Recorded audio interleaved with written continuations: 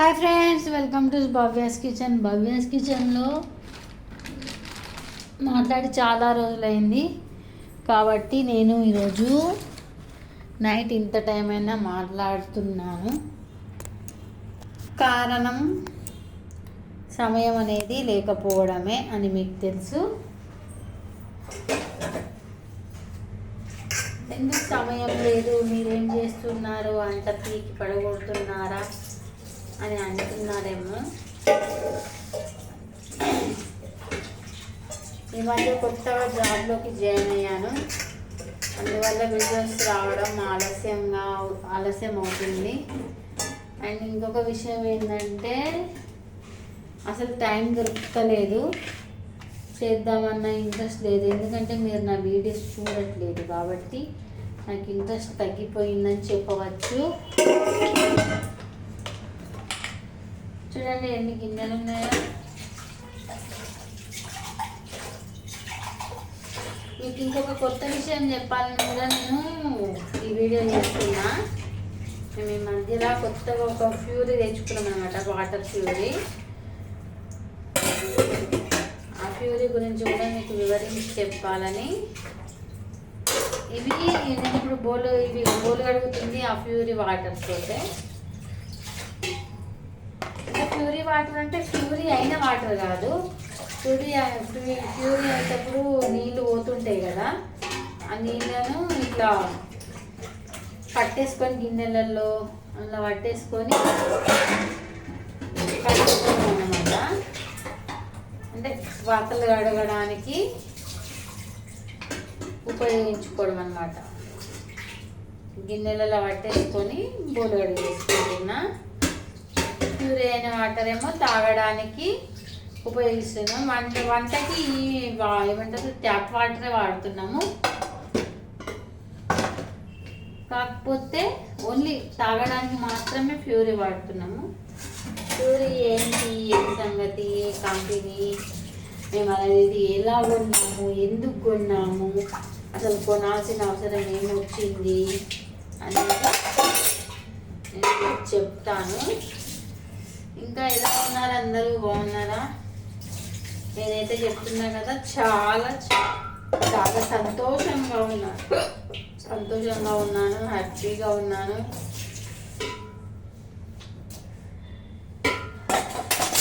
జీవితంలో ఒక్కొక్క స్టేజ్ దాటుతున్న కొద్దీ ఒక్కొక్క అనుభవాలు అనేటివి ఎదురవుతుంటాయి. దాన్ని మనం తప్పకుండా తీసుకోవాల్సిందే, తీసుకొని ముందుకు సాగాల్సిందే. మరి ఎక్కడైనా చెడు అనుభవాలు ఎదురైనాయి అంటే చెడు అనుభవాలు ఏం కాదు. నాకు నచ్చిన ఫీల్డ్లో, అంటే నాకు సంబంధం లేని ఫీల్డ్లో, ఒక కొత్త ఫీల్డ్లో జాబ్ రావడం నాకు చాలా ఆనందం కలిగించింది. కొత్త విషయాన్ని నేర్చుకుంటున్నా నేను అని ఒక ఇంట్రెస్టింగ్ తోటి నేర్చుకుంటున్నా. ఇంకా నేను విద్యార్థిని, నాకు ఇంకా అందులో ఏబిసిడీలు కూడా రావు. అయినా పర్లేదు, నేర్చుకుంటాననే ఒక నమ్మకం, ఒక ధీమా ఉన్నాయి. ఇప్పటికీ నేను జాబ్లో జాయిన్ అయ్యి 5 months అవుతుంది. 5 months నుంచి నేర్చుకుంటున్నా. అంటే మనిషి నిత్య విద్యార్థి. ఇవాళ నేర్చుకున్నది రేపు ఉండకపోవచ్చు, రేపు నేర్చుకున్నది ఎల్లుండి ఉండకపోవచ్చు. అంటే సాంకేతికత పెరుగుతూ ఉంటుంది, నాలెడ్జ్ పెరుగుతూ ఉంటుంది. ఇప్పుడు మనకు తెలిసిన విషయాలు వేరే వాళ్ళకి తెలియకపోవచ్చు, వేరే వాళ్ళకి తెలిసిన విషయాలు మనకు తెలియకపోవచ్చు. మనకు వేరే వాళ్ళకు తెలియని విషయాలు ఇంకా వేరే వాళ్ళకు తెలియవచ్చు.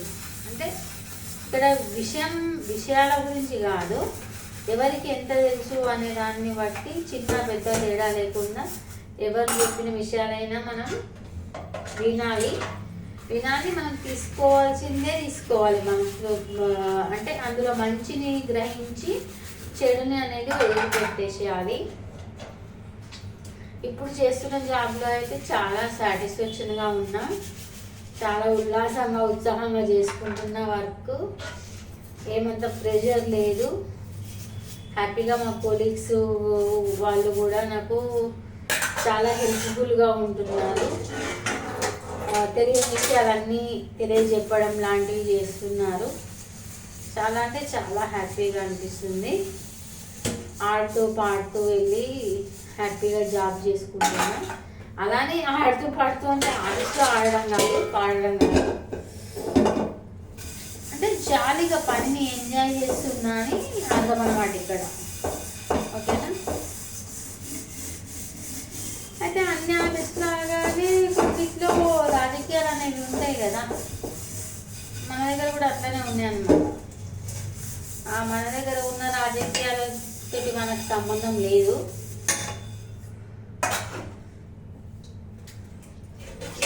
మన వర్క్ ఏంటంటే జస్ట్ చూసి వదిలేయడం అంతే. ఎందుకంటే అందులో ఇన్వాల్వ్ అయితే మనం పిచ్చోళ్ళం అవుతాం కాబట్టి తర్వాత వాళ్ళు ఒకటి ఉంటారు. అందుకని మనం అంత ఇన్వాల్వ్ కాకుండా మన పని ఏదో మనం చేసుకొని బయటపడితే అయిపోతుంది. అంటే బయటపడితే అంటే ఏదో ఇది ఇష్టం లేకుండా చేస్తున్న పని అని అనుకోవద్దు. మనకు ఇంకొకరి విషయం అవసరం లేదు. ఇంకోటి పర్సనల్ విషయం కానీ, ఇంకొకరి వాళ్ళ జీవన విధానం కానీ, ఇంకొకరి ఫుడ్ హ్యాబిట్స్ కానీ అవసరం లేదు. ఇప్పుడు నాకు బెండకాయ కూర ఇష్టం ఉండదు, వాళ్ళకి ఇష్టం ఉంటుంది. అట్లా ఎవరి అభిప్రాయాలు వాళ్ళవి. అలాగే వాళ్ళు జీసస్ని పూజిస్తారు, నేను రాముని పూజిస్తాను. అట్లా ఎవరి వ్యక్తిగతం వాళ్ళది.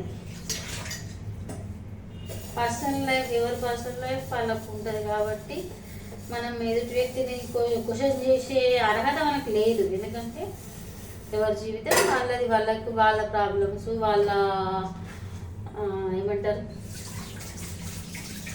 కుటుంబ పరిస్థితిని బట్టి వాళ్ళు వాళ్ళ జీవితం మీద వాళ్ళు సాగిస్తున్నారు. అంటే ఒకరిని ఇబ్బంది పెట్టకుండా ఉన్నంత వరకు ఓకే, పర్లేదు.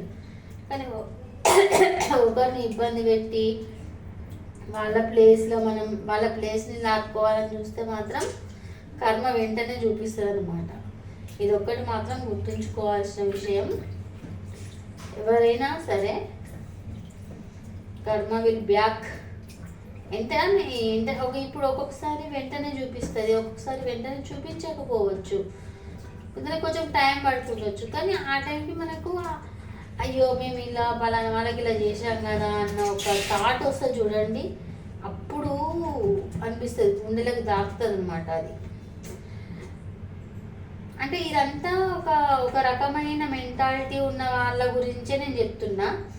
ఇంకొక రకమైన మెంటాలిటీ వాళ్ళు ఉంటారు, అంటే బ్రతక నేర్చిన వాళ్ళు అనమాట. కొంచెం ఓవర్ తెలివితో ఉన్న వాళ్ళు ఉంటారు. వాళ్ళు ఏం చేస్తారు, ఏమన్నా కూడా ముఖం మీద ఉమ్మేసినా కూడా తీసుకొని తుడుచుకొని బయటకు వెళ్ళిపోయే వాళ్ళు ఉంటారు అన్నమాట. అలాంటి వాళ్ళు ఉంటారు. మనసులోకి తీసుకొని బాధపడే వాళ్ళు ఉంటారు. ఇలా రకరకాల మనుషులు. అంటే నేను జాబ్ చేస్తున్న దాన్ని బట్టి ఇలాంటి మనుషులను నేను చూస్తున్నా, డైలీ చూస్తున్నా, డైలీ అబ్జర్వ్ చేస్తున్నా. వాళ్ళ మనస్తత్వాలు ఏంటివి అనేది అంచనా వేస్తున్నా. అంటే ఇప్పుడు పెద్ద పెద్ద యూనివర్సిటీలో డబ్బులు కట్టి మానసిక శాస్త్రం చదువుకుంటారు చాలామంది. మానసిక శాస్త్రము లేదా సైకాలజీ లాంటివి చదువుకుంటారు. కానీ అవేమీ అవసరం లేకుండా ఒక సంస్థలో జాబ్ చేస్తే మనకు అక్కడ రకరకాల మనుషులు వాళ్ళ మనస్తత్వాలు తెలిసిపోతాయి అనేది నా ఉద్దేశం, నా అభిప్రాయం కూడా అదే.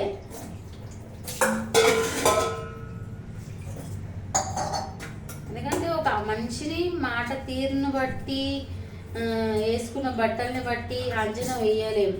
ఇప్పుడు పాత బట్టలు వేసుకున్న వాళ్ళు ఉంటారు, కానీ వాళ్ళకి తెలివి చాలా ఉంటుంది, వాళ్ళు చాలా గొప్ప వాళ్ళై ఉంటారు. మనం ఎవరిని తక్కువ అంచనా వేయద్దు, అలాగని ఎవరిని ఎక్కువగా ఓవర్గా చూడొద్దు. అరే పలానా వ్యక్తి నాకు హెల్ప్ చేశాడు కదా అన్న కృతజ్ఞత ఉండొచ్చు కాక, కానీ వాళ్ళే ఏమంటారు, వాళ్ళు చెప్పిందే వేదం అన్నట్టు మనం ప్రవర్తించకూడదు. అట్లయితే మనం బానిసలం అవుతాం తప్ప మనం ఉద్యోగులం ఎప్పటికి మన వ్యక్తిత్వాన్ని కోల్పోవడం తప్ప ఇంకేం ఉండదు అన్నమాట.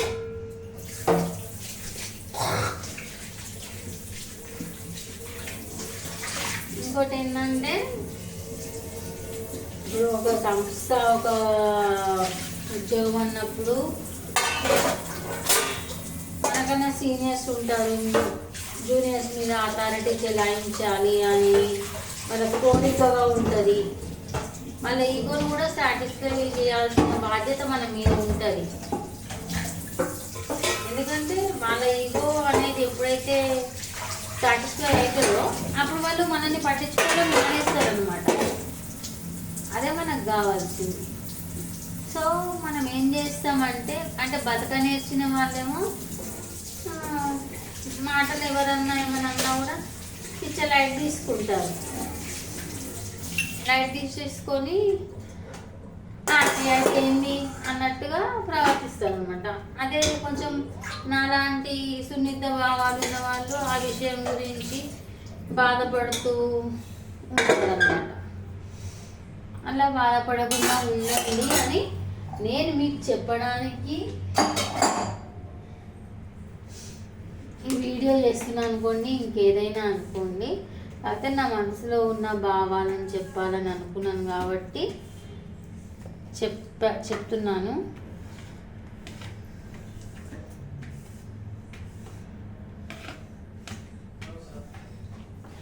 ఏంది మేడం ఇంత నైట్ చేస్తున్నారు వీడియో అనుకోదు, నాకు టైం దొరికిందే ఇప్పుడు. కొందరికి పరిస్థితులు అందరం గోల్డెన్ స్పూన్ తోటి పుట్టలేదు, అందరం పుట్టింది మిడిల్ క్లాస్ తోటి. అంటే ఇక్కడ including golden spoon Born babies,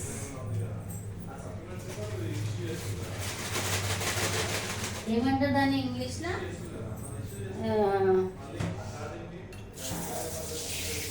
వాళ్ళని తప్పించి, నేను తెలుగులో చెప్తున్నా, ఇంగ్లీష్లో వాడి గుర్తుకు రావట్లేదు, వాళ్ళని తప్పించి గోల్డెన్ స్పూన్ వాళ్ళని తప్పించి మిగతా వాళ్ళందరం దాదాపు మిడిల్ క్లాసు అప్పర్ మిడిల్ క్లాసే వాళ్ళమే అయి ఉంటాం. కాబట్టి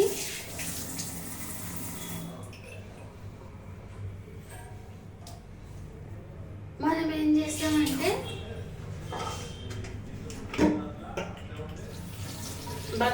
భార్య భర్త ఇద్దరు సంపాదిస్తేనే ఈ రోజులలో బతకగలుగుతాం. అందులోనూ కొన్ని జాబ్లు పోతున్నాయి కాబట్టి మనం ఏం చేయాలి, ఇంట్లో ఎవరు అంటే సింగిల్ ఫ్యామిలీ వాళ్ళు ఉంటారు కదా, వాళ్ళ గురించి చెప్తున్నా. సింగిల్ ఫ్యామిలీ వాళ్ళు ఉంటారు, భార్య భర్త ఒక పాపనో బాబో ఉంటారు. వాళ్ళకు చూసుకునే వాళ్ళు ఎవరు ఉండరు కాబట్టి వాళ్ళ గురించి వాళ్ళు కూడా కొంచెం కష్టాల్లో ఉన్నప్పుడు మనం అర్థం చేసుకొని వాళ్ళకి సపోర్ట్గా ఉండాలి తప్ప వాళ్ళని ఎత్తి పొడిపించినట్టు మాట్లాడడము, వాళ్ళని టార్గెట్ చేయడము అనేది చాలా తప్పు. ఎందుకంటే ఆ పరిస్థితి మనకు కూడా రావచ్చు ఫ్యూచర్లో. కాబట్టి మనం ఏదైనా అర్థం చేసుకోవాలి, ఎవరి సిచ్యువేషన్ అయినా మనం అర్థం చేసుకోవాలి. మన ఏమంటారు, మనకు కూడా ఆ పరిస్థితి వస్తే మనం ఏం చేస్తాము అన్నది ఒకటి ఆలోచన చేసుకొని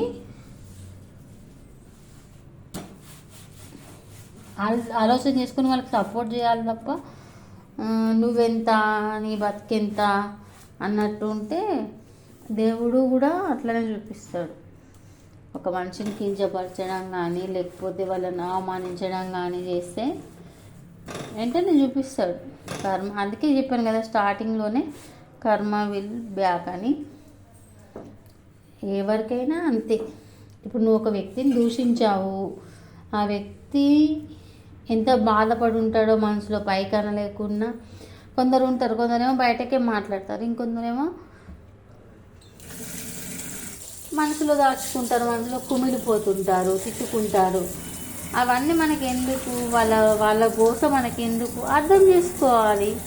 అరే ఇదే పరిస్థితి నాకు వస్తే రేపు పొద్దున అనే విషయాన్ని ఒకసారి కనుక ఆలోచించినట్టయితే మనం హ్యాపీగా ఉండొచ్చు కూడా. మీకు అర్థమవుతుందా నేను చెప్పేది ఏందో?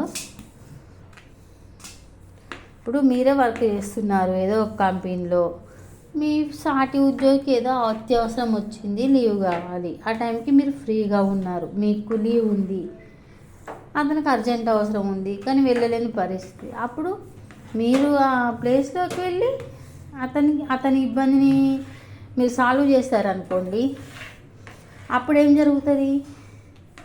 అతనికి మీ మీద కృతజ్ఞతాభావం అనేది పెరిగిపోయి అతని దృష్టిలో మీరు దేవుడు అవ్వచ్చు అవ్వకపోవచ్చు, కానీ సాటి మనిషికి సహాయం చేయడం కనీస మానవ ధర్మం.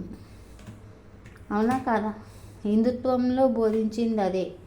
సాటి మనిషిని ప్రేమించు, సాటి మనిషికి సహాయం చెయ్యి అనేది బోధించారు తప్ప సాటి మనిషిని నాశనం చెయ్యి, వాళ్ళ పతనం కోరుకో అని చెప్పి ఏ దేవుడు ఎక్కడ చెప్పినట్టు లేదు, చరిత్రలో కానీ పురాణాల్లో కానీ.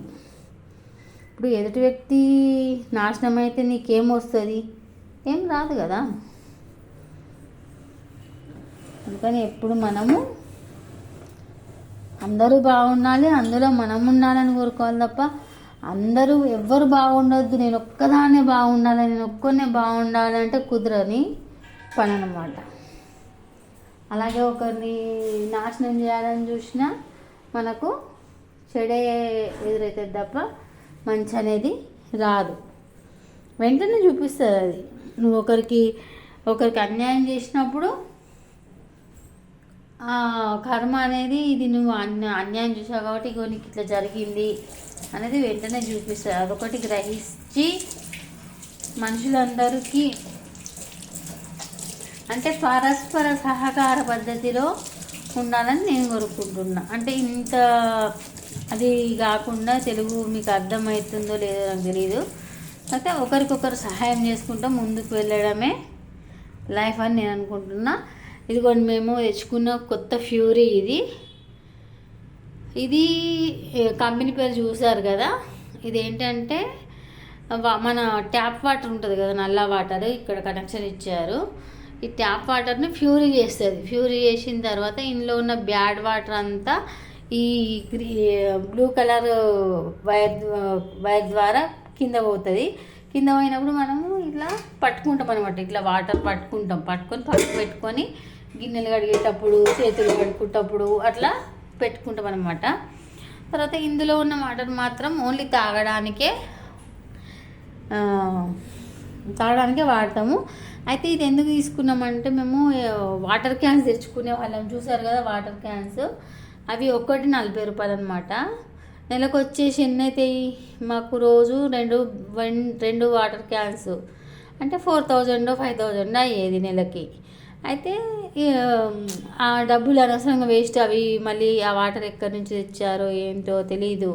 తర్వాత ఈ వాటర్ కొంచెం ఏమంటారు చేంజ్ అవ్వడం వల్ల మా ఇంట్లో వాళ్ళందరికీ జలుబు చేసి జలుబులు అయ్యేసరికి వాటర్ చేంజ్కి మేము ఇది తీసుకున్నాం అనమాట. ఇది రెంటెడ్ బేసెస్. అంటే ఫస్ట్ 2000 కట్టిన తర్వాత ఇన్స్టాలేషన్ చేసి వెళ్ళిపోతారు వాళ్ళు. వెళ్ళిపోయిన తర్వాత మనకు ఇది నచ్చితే అంటే ఒక 1 వీక్ యూజ్ చేసుకొని మనకు నచ్చితే ఉంచేసుకోవచ్చు, లేదంటే మనం బ్యాక్ టు రిటర్న్ ఇవ్వచ్చు అనమాట. అలాగే ఇది మనం కావాలి అని అనుకుంటే మాత్రం మళ్ళీ నెక్స్ట్ మంత్ 700 పెట్టి రీఛార్జ్ చేయించుకోవాలి. మనం టీవీ ఎలా రీఛార్జ్ చేసుకుంటామో అలా రీఛార్జ్ చేసుకోవాలి. అంటే రెంట్ ఇచ్చి మనం దీన్ని యూజ్ చేసుకోవాలి. ఎన్ని డేస్, ఎన్ని మంత్స్, ఎన్ని ఇయర్స్ మీరు అట్లా రెంట్ కట్టుకుంటూ యూజ్ చేసుకుంటే అంత మంచిది. ఒకవేళ మీకు అవసరం లేదు, ఇది మేము ఇంకా మంచిది తెచ్చుకుంటాం అని అనుకున్నప్పుడు ఇది ఆటోమేటిక్గా వాళ్ళకి ఇచ్చేయచ్చు. వాళ్ళు మనము ఫస్ట్ ఇచ్చిన అమౌంట్ అంతా క్యాలిక్యులేట్ చేసి ఎంతో కొంత మనకు బ్యాక్ ఇస్తారనమాట. ఇది మేము కొత్తగా తెచ్చుకున్నాము. వాటర్ అయితే బాగున్నాయి. ఈ ఫ్యూరీ వాటరే నేను ఆఫీస్కి తీసుకెళ్తాను. కాకపోతే ఏమవుతుందంటే నేను ఈ చిన్న బాటిల్ తీసుకెళ్తాను కాబట్టి నాకు ఈ వాటర్ బాటిల్ సరిపోదు. అక్కడ ఆఫీస్లో కూడా వాడవలసి వస్తుంది కాబట్టి గొంతు కొంచెం చేంజ్ అయిపోతుంది. అవంత ఉప్పుగా అనిపిస్తాయి. ఈ ప్యూర్లో ఉన్నంత ప్యూర్ వాటర్ ఉండవు అనమాట. పెద్ద బాటిల్ క్యారీ చేయొచ్చు కానీ అంత క్యారీ చేసేంత ఓపిక నాకు లేదు కాబట్టి ఆ చిన్న బాటిల్నే క్యారీ చేస్తూ తీసుకొని వెళ్తున్నా. ఓకే ఫ్రెండ్స్, ఇది ఈరోజు వీడియో. నేను మా ఇంట్లోకి కొత్తగా వచ్చిన వస్తువును ప్రోడక్ట్ను చూపించడానికి ప్లస్ కొన్ని విషయాలు మాట్లాడడానికి వీడియో చేశాను. ఈ వీడియో కనుక మీకు నచ్చినట్లయితే లైక్ చేయండి, షేర్ చేయండి. అలాగే పక్కనే ఉన్న బెల్ గంటను నా ఛానల్ సబ్స్క్రైబ్ చేసి పక్కనే ఉన్న బెల్ గంటను యాక్టివేట్ చేసుకోవడం అసలు మర్చిపోతుంది. Thank you all, bye. మీ భవ్య.